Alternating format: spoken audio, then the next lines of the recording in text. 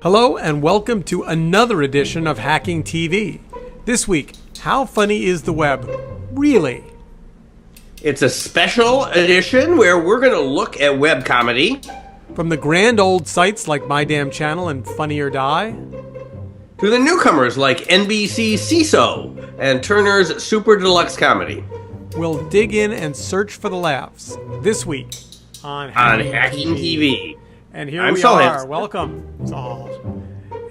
Welcome, Steve. So we're doing a theme show. We've never done a theme show before, so audience members, stick with us. We'll try and start deep and dig in, and if we fail, you can slap us around, and we'll go back to not doing theme shows anymore. So the basic, we're going to start with the fundamental human activity, which is ridiculing other people, which is one of the things that the web has been good for from the very beginning, from, Morse code and email, and certainly web video.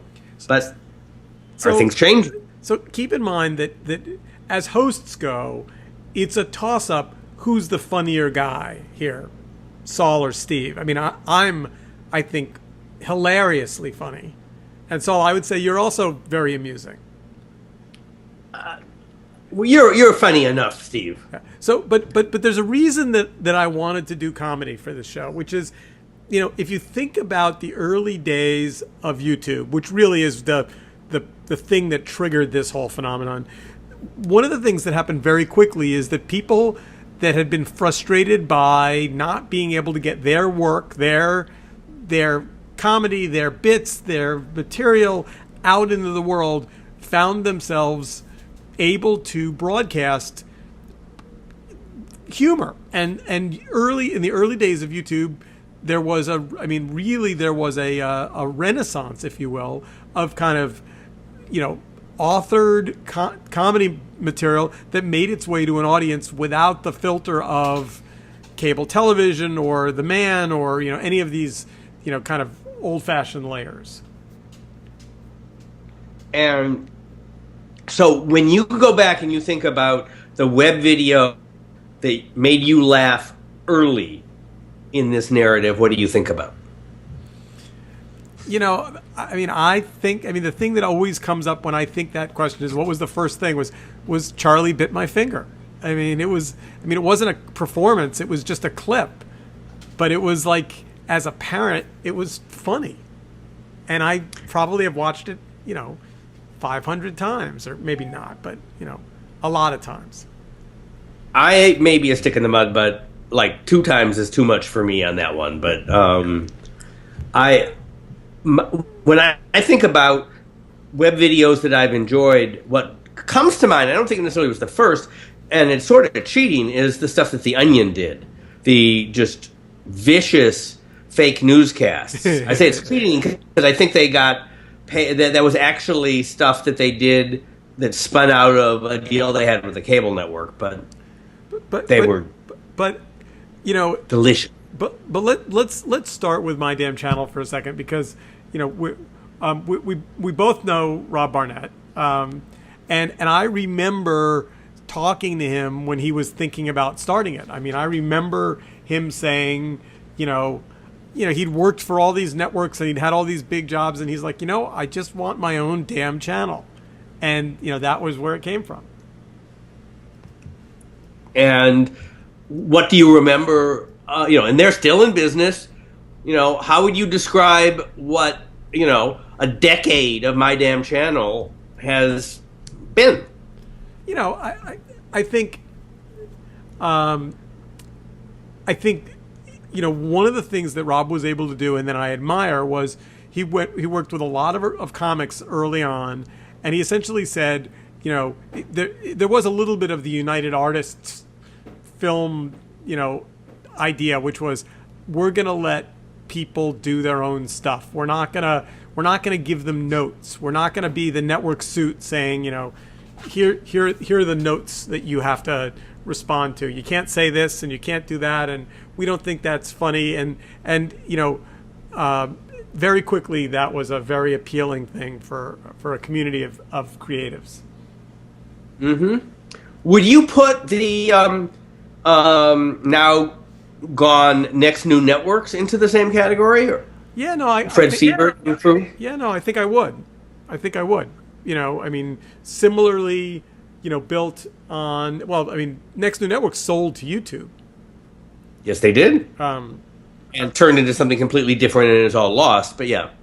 And then Funny or Die, is the other kind of, and I would say College Humor is in there as well, but those three or those four were really the early innovators. And College Humor got bought by Barry Diller. Funny or Die is still basically owned by a couple of big name Hollywood comedians, right? Yes. Or did they sell out to somebody? No, they didn't sell out. So, and what you've got, right, is you have a culture. It's a very, short, funny things are very shareable. And so they were and are building a product that people like that was all mixed up with sketches from Saturday Night Live and the late night comics, which is, the monologues from a late night comic is also very web friendly, and a bunch of crap that people, everybody and his brother did something. Jib Jab was in and out a decade ago, right? So it was a vibrant medium, and it didn't cost very much, right? I mean, no one's going to sit there and do an indie 5-minute Game of Thrones. It doesn't make any sense, right? Drama is a higher stakes proposition. Right. But let's not forget. I mean, we also we have Jerry Seinfeld, comedians in cars having coffee. I mean, lots of people did, and some of that has survived for sure. So I pulled up the Funny or Die Crunchbase page. $18 million in over 4 rounds. I mean, and then $3 million in venture debt. So 18, 19, 20, $21 million. Like, not an. And what do you make of that? It's a lot of money. I mean, it's a lot of money. Yeah. What's the budget for like one late night comedy show for a year? If you're how much does Samantha Bee spend in a year? But you actually just made a really interesting point, which I'd never thought of. If you think about it, back in 2007, I mean, there was essentially, Jon Stewart and Colbert. No, well, was he that far back? When did? I mean, at the very early. If you're talking 2007, which is, when My Damn Channel launched. Was Colbert even on the air in 2007? I am looking it up as we speak. Yeah, I think maybe not. No, it was on the air in 2005. Really? All right. But, okay, my point still stands, which is part of why there was room for this flourishing of web comedy was, other than a couple of late night shows on cable television, there was not a young, edgy, up-and-coming, bubbling comedy scene on television. Well, also, that decade that we're talking about is the social, is at the social shareable medium. People, 10 years ago, a majority of people had good broadband more at work than at home. And so the consumption pattern for this stuff is on illicit breaks between doing what you're getting paid to do at the office. And lots of people consumed their Colbert and their Daily Show the next day as it was bounced around. And they still do. Although, to be fair, I mean, you gotta remember that was also when Viacom had declared war on the internet, and so it was getting bounced around, but it was also getting more than its share of takedown notices. Yeah, but they figured that out. I mean, at some point in that period, YouTube put up commercials over that stuff and gave some money to the content providers, and at this point, I mean, My daughter, even though we pay for an HBO Now subscription, prefers to watch John Oliver on YouTube because it doesn't crash her computer as much. So Ouch. people figure out multi-point distribution. A rousing endorsement. But here's, I think, the question. And do you think that where web comedy began in 2007, if we use those 4 examples, if we use, My Damn Channel, Funny or Die, College Humor, and Next New Networks, do you think that this is where they thought it was going? Well, I think so. Let's put the data points in, right? So there's more of everything, which, if you were thinking, is certainly what you would expect. So what do we have right now? We have those guys, except for Next News, still churning stuff out. You've got lots of other ventures churning things out. Some of the the new things that are going on, right? You've got NBC, starting a paid service, SeeSo, $4 a month. You got a bunch of stuff that you think should be free, Saturday Night Live, Jimmy Fallon, and then some new things that they're going to create for it. And then you have some ad-supported things coming out of Hearst Verizon and Turner that are more directly the model that the guys we've been talking about have. So there's lots more stuff because lots more people are watching lots more hours on digital versus on cable. That sort of makes sense to me. But correct me if I'm wrong. Let's talk about so let's compare Next New Networks or any of these early days innovators to SeeSo. If you wanted to get on SeeSo, how would you do that? Well, so remember, to answer your question, you have to go cut a deal with guys in suits. What do you get for deals with guys in suits? But you get checks with more zeros on them. But I would argue, the people that got on to these early web innovators, the first thing the guys with suits would say if you called them or emailed them at SeeSo is, "I'm sorry, but you have we don't accept unsolicited submissions. You have to have an agent." So then you'd be at a whole nother level of guys with suits that would be William Morris or UTA or one of those places, and now you really are seeing the clock, the hands on the clock move backwards to gatekeepers and agents and sponsors. I know you think I'm being cynical, but you're being the difference is that I can always audience without the fee income, right? So, anybody can be off Broadway, right? It costs $0 to have your off Broadway play, and if people see it and you build an audience, none of these big guys know what they want to do, and so they're all trolling YouTube, just the way the old record labels would troll CBGBs and all those clubs and send out their A&R people to find stuff. And so it is easier than ever to get some amount of momentum. But it's hard if you are doing your thing and you want to make that leap from John Oliver and the Bugle. John Oliver, for the last 10 years, has done a very funny podcast where he and his buddy talk on the phone, just like us, and they talk about the news every week. Costs nothing. Gets them a little bit. I'd rather be on HBO, where I can get a big chunk of their subscription money, and they can, fly people from Syria to be on the show or animate the Supreme Court in dogs.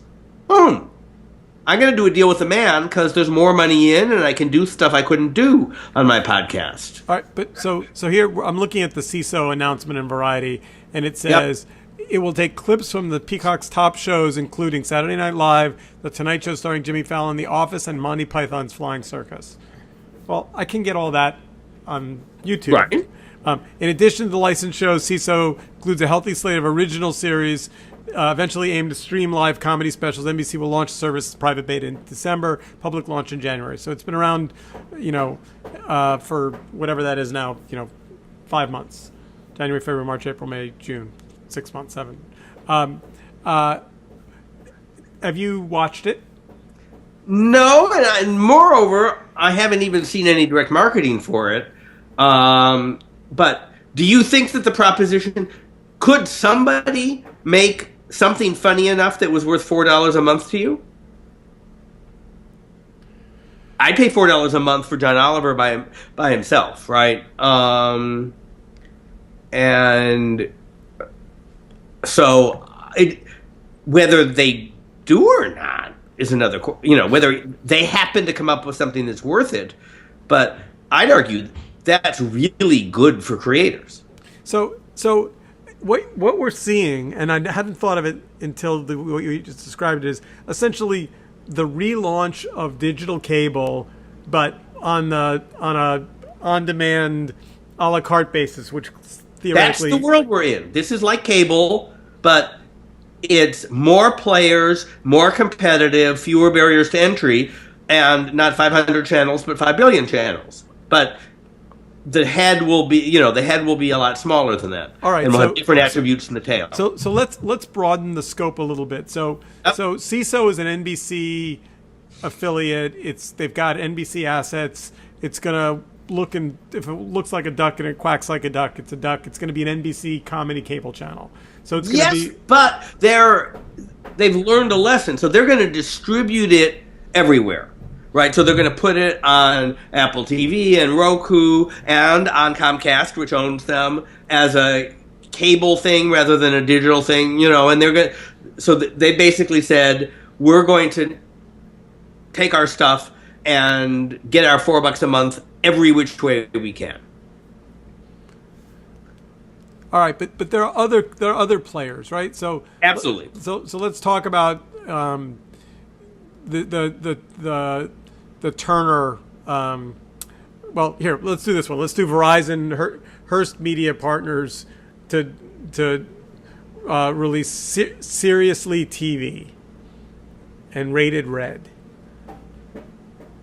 Rated Red might well be funny, but it's not meaning to be. That's yet another attempt to do a right-wing Huffington Post, right, to compete with Glenn Beck's The Blaze. And they're going to do video, but it's just, middle American news. Right. But Seriously TV is supposed to be a comedy thing. Yep. Who's the funny partner in that team? Hearst or Verizon? Let's see. Next. You don't think Verizon's funny? In any case. The guy who came to install my cable from the marketing department had a sort of wry sense of humor during the middle of the strike, but... when is Seriously TV launching, do we know? If, as always with stuff announced in the new fronts, if they sell it, then they'll get around to launching it. It says Ethan T. Berlin was the channel leader. Berlin formerly worked with HBO's The Ali G Show and True TV's Billy on the Street. Oh, those are funny. Look, you can hire funny, money will buy you stuff. The interesting thing here is, so you've got this, and you've got Turner doing one called Super Deluxe, and from a business model point of view, the difference is that these are free with ads and a hell of a lot of native content that they think is going to somehow pay for it, rather than asking for money. That's easier, but to get going, but maybe harder to actually build a viable proposition, because you have to spend a lot less per thing, and so it's a lot closer to what the kids can do rather than the HBO SeeSo model where you can spend enough money to do something that's different. So I guess maybe you understood this. Turner reboots Super Deluxe. I guess I didn't understand that it had been booted the first time. I don't remember what it was once upon a time, but the story was saying that it was something that had gotten folded into Adult Swim. Listener, viewer, if you know the answer, tweet it out to us at Hacking TV. All right, so I want to call the question because, obviously I have a bias here, and you somehow. Well, why don't you answer the question first? What is different, and is it good or bad?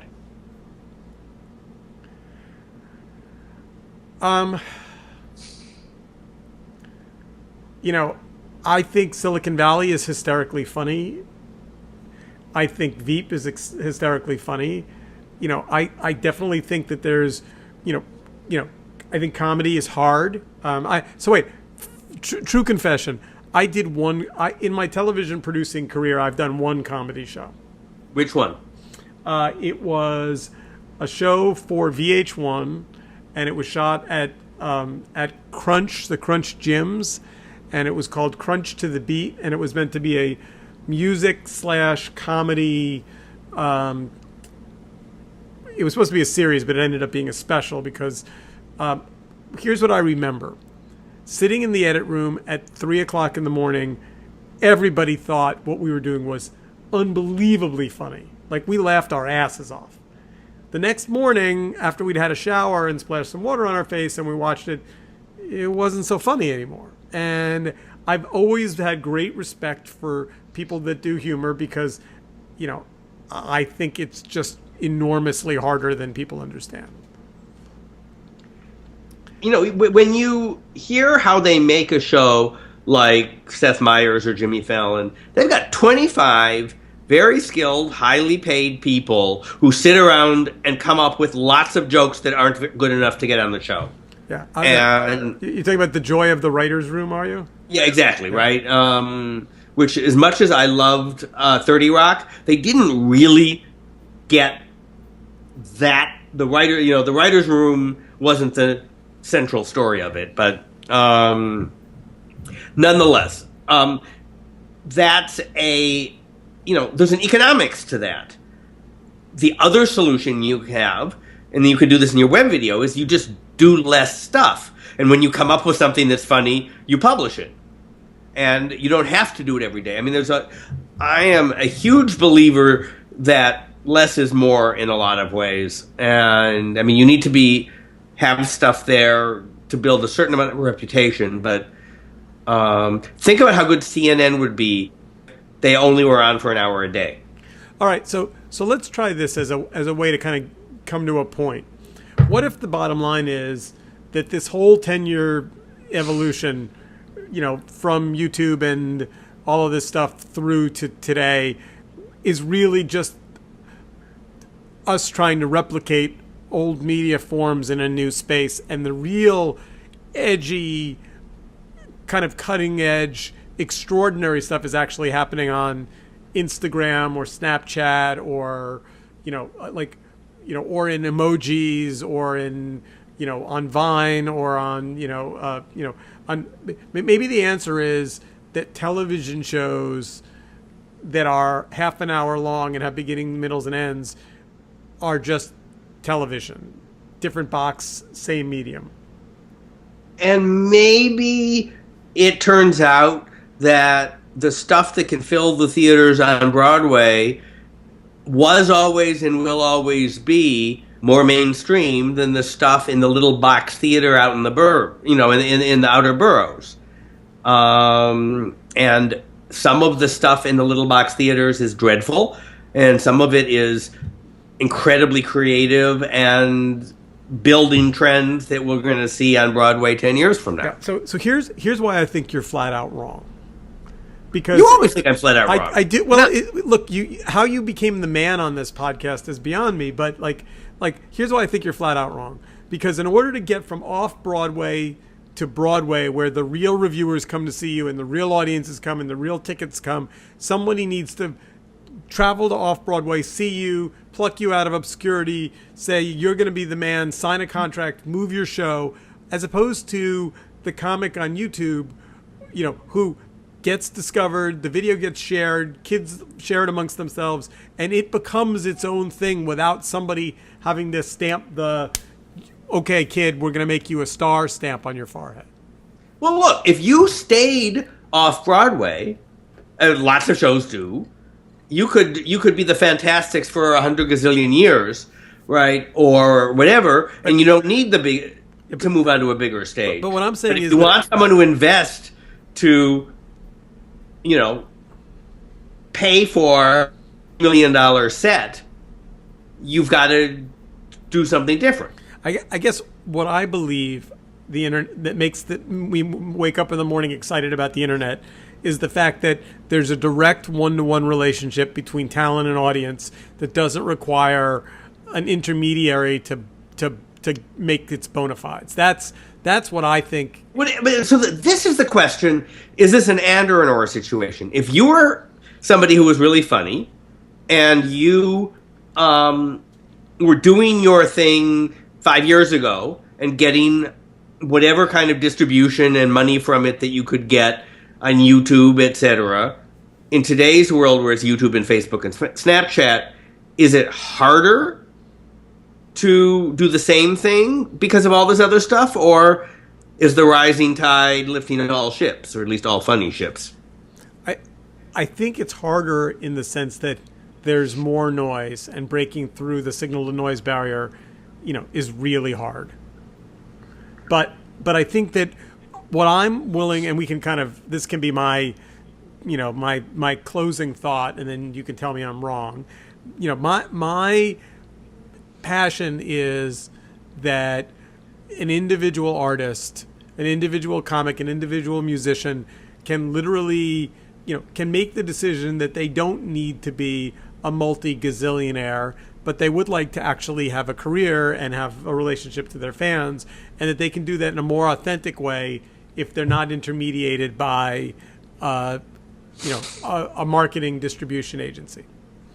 I mean, I've got to believe that's still way more possible today than, say, 25 years ago, right? Well, you mean when people were, yes. When there was only television, right? So there's nothing to stop you from being on YouTube. The only thing that we've identified that's harder today is there's lots of other, but that's, the more you open the doors, the more competition there's going to be. So I don't think that you can have a situation where you have access for everybody, rich and poor, and not have lots of noise. It's just the nature of access for everybody. So I would say this to my comedian friends: boys, girls, ladies, gentlemen, hack on. Fight the power. Fight the power or join the power, right? I mean, I've got to say, look, it's not the same, but it is the same. You could always be a freelance journalist. Today, it's easier than ever to just start a blog or a podcast and do what you want, right? But there were times working for the man where the man got to tell me what to do and got to cross out things that I thought were important. But the power of the budget to fly me to there, to pay for expensive libel lawyers so I could take risks that an independent person couldn't. There are things that you can do in the context of an institution that foster creativity. Although to be fair, if you're doing comedy from a cardboard box, you don't need a libel lawyer because, go ahead, sue me. You can have my cardboard box. Anyway, we are out of time. An excellent, unusual show. Next week, we'll be back with our regularly scheduled Hacking TV Hackathon. And in the meantime... And if anybody's actually listened to us this far, what do you think? Tell us through some medium or another. At Hacking TV on Twitter, for example. Hack on. Hack on.